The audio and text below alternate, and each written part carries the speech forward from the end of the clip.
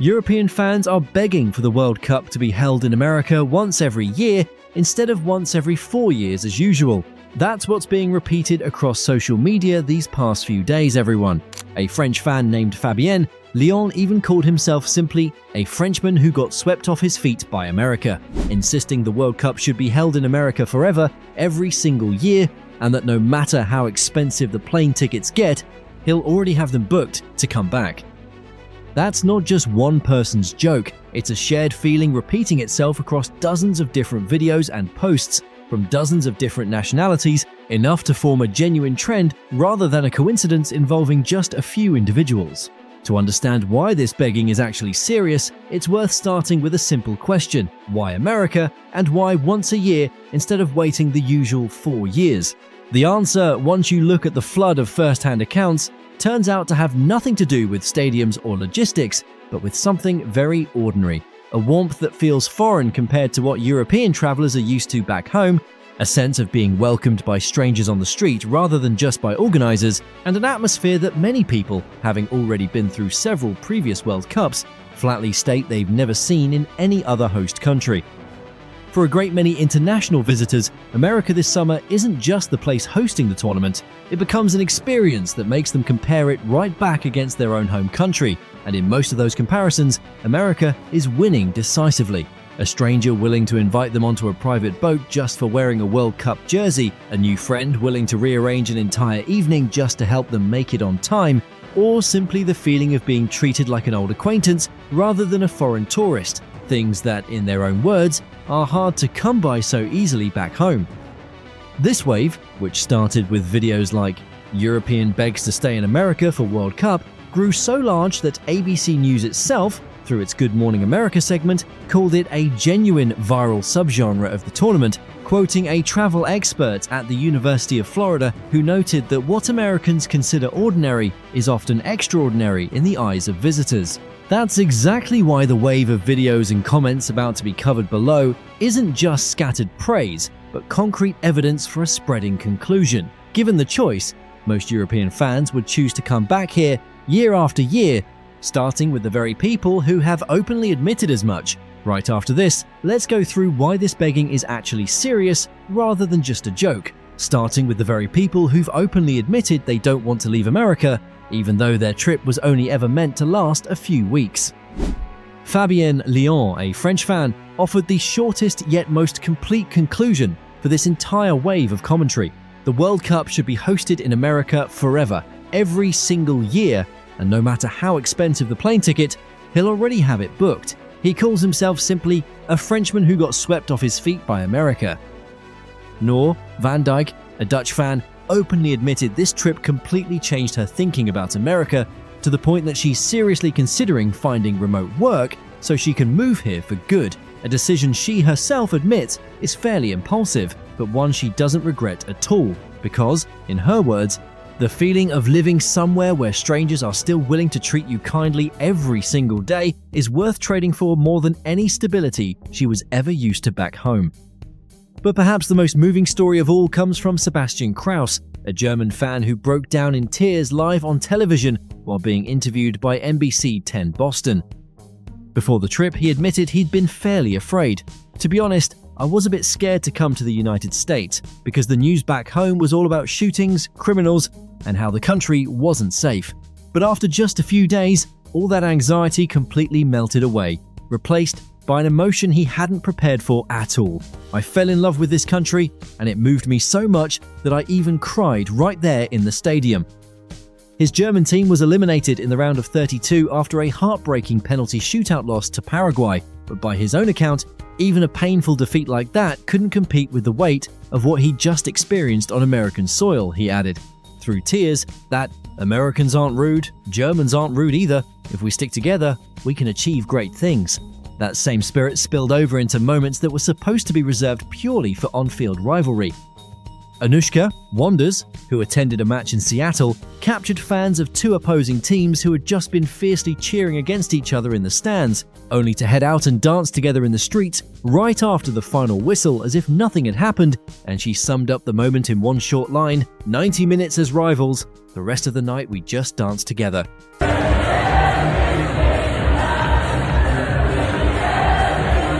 That sentiment spread so far that a short meme, shared everywhere, captured the entire tournament in its own distinct way, half joking, half serious.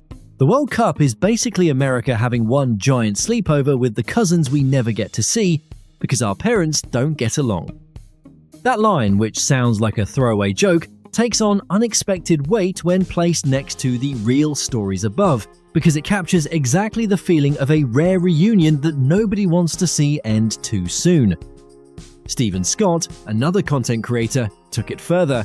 Filming an entire video, he called a heartfelt message to the American people, with the on-screen text reading, "I never want you to forget this and I want you to always remember this." Underneath the video, one viewer commented that the summer of 2026 would be remembered as the time people found a way to cut through all the noise and remind each other who they really are. That same spirit of reunion was also visible on the scale of an entire city. In Boston, the Scottish fan community grew so large that people joked 1 in every 3 men walking down the street was wearing a traditional kilt. Boston Common was flooded with blue and white flags, and quite a few locals admitted they'd never seen their city this lively before. And if there's one concrete image to cap off this feeling of wanting it back forever, it's the video filmed at a small deli in New Jersey. An elderly shop owner personally making giant sandwiches for every international visitor who walked in, chatting warmly as if they'd known each other for years, and the clip quickly went viral, racking up hundreds of thousands of likes. Underneath that video, Americans themselves left no shortage of proud comments. One person wrote that this was the best PR campaign this country has had in years. Another remarked bluntly that experiences like this probably change how people see America more than any political will ever could. And yet another simply called it a great big hug from the generous shop owner.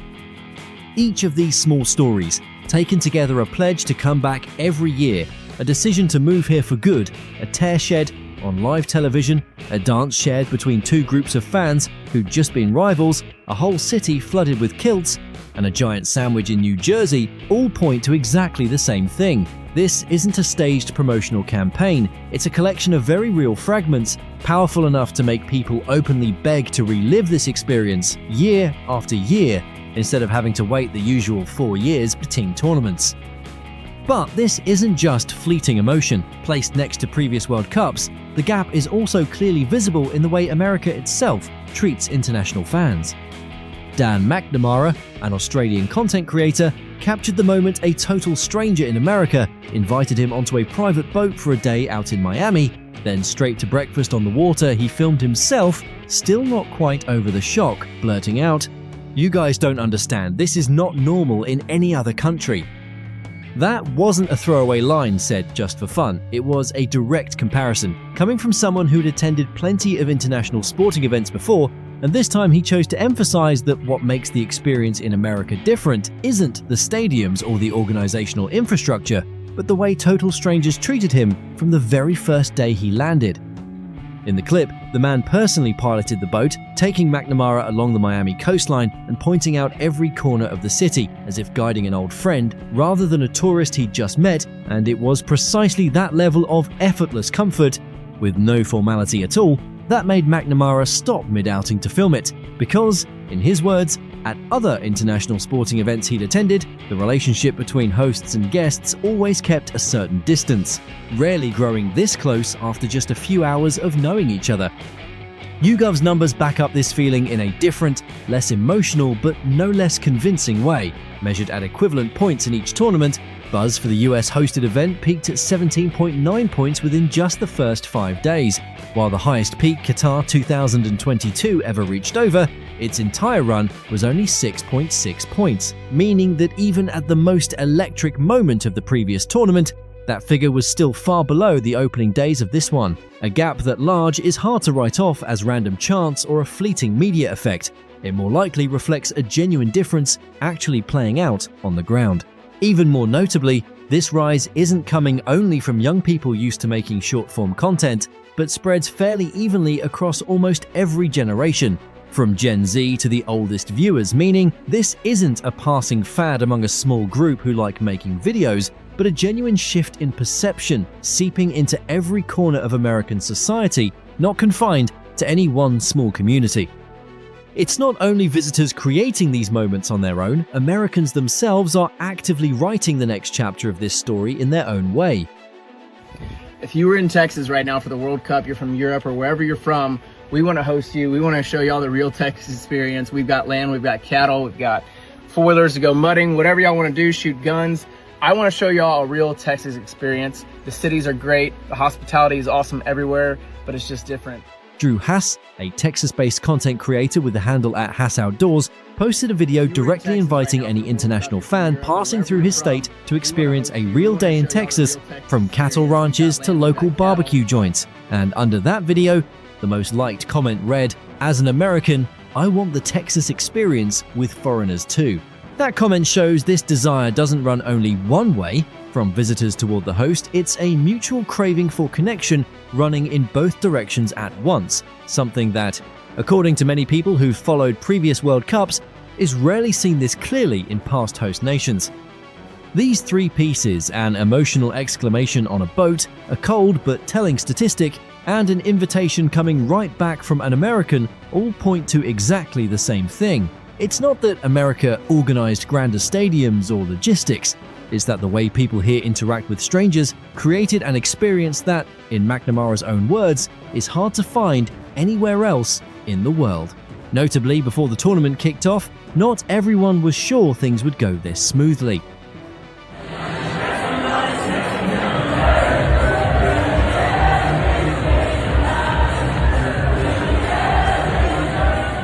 Even writers closely tracking the World Cup travel wave had posed a very genuine question. Could America, amid concerns over prices, security, immigration procedures, and the social divisions that regularly show up in the news, actually host a tournament that made people feel truly welcomed? That was a fair question, not baseless suspicion, and no one could have answered it with certainty before the tournament actually began. Even the most optimistic could only hope, not claim to know for sure. But the answer, based on both the data and a wave of personal experiences, leaned heavily in a very different direction from what people had once feared. It wasn't thanks to any specific policy, nor was it thanks to any political party stepping in to fix things. Not a single one of the fans mentioned above ever brought that up, not even once. What they kept bringing up, again and again, were very specific people. A stranger who offered a private boat ride in Miami, a generous deli owner in New Jersey, a group of rival fans willing to dance together right after a match in Seattle, a new friend willing to take someone all around Texas. The gap between the fear people carried before the trip and the genuine emotion they felt after experiencing it firsthand was, in the end, not closed by anyone sitting in a boardroom or by any policy statement, but by the very small, very ordinary actions of the most ordinary people. And perhaps precisely because of that apolitical quality, this wave of begging carries so much weight. It didn't come from some pre-scripted promotional campaign, but from what real people genuinely did for one another, entirely spontaneous and impossible for anyone to have staged. That's also exactly why YouGov's numbers, cold and dry as they are, become so much easier to understand once placed next to these stories. A statistical index can't spike on its own without hundreds of thousands of small, deeply human, very real moments happening in parallel across every host city. Above are some of the real stories, numbers, and comments surrounding the growing wish among European fans that the World Cup could be hosted in America once every year, instead of having to wait the usual 4 years as has been the case for decades.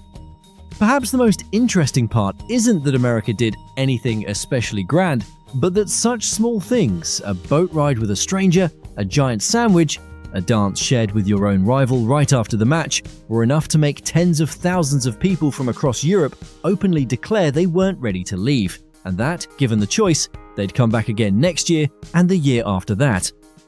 The tournament will eventually come to a close, the Golden Trophy will eventually be handed to a single team, but small stories like the boat ride in Miami, the invitation from a stranger in Texas, or the giant sandwich in New Jersey will likely still be told long after the lights go out at the last stadium, longer than anyone will remember the scoreline of any single match. So what about you? If it were up to you, would you want the World Cup to come back to America every single year? Leave a comment down below and let's talk about it together. Thanks for watching this video, and I'll see you in the next one.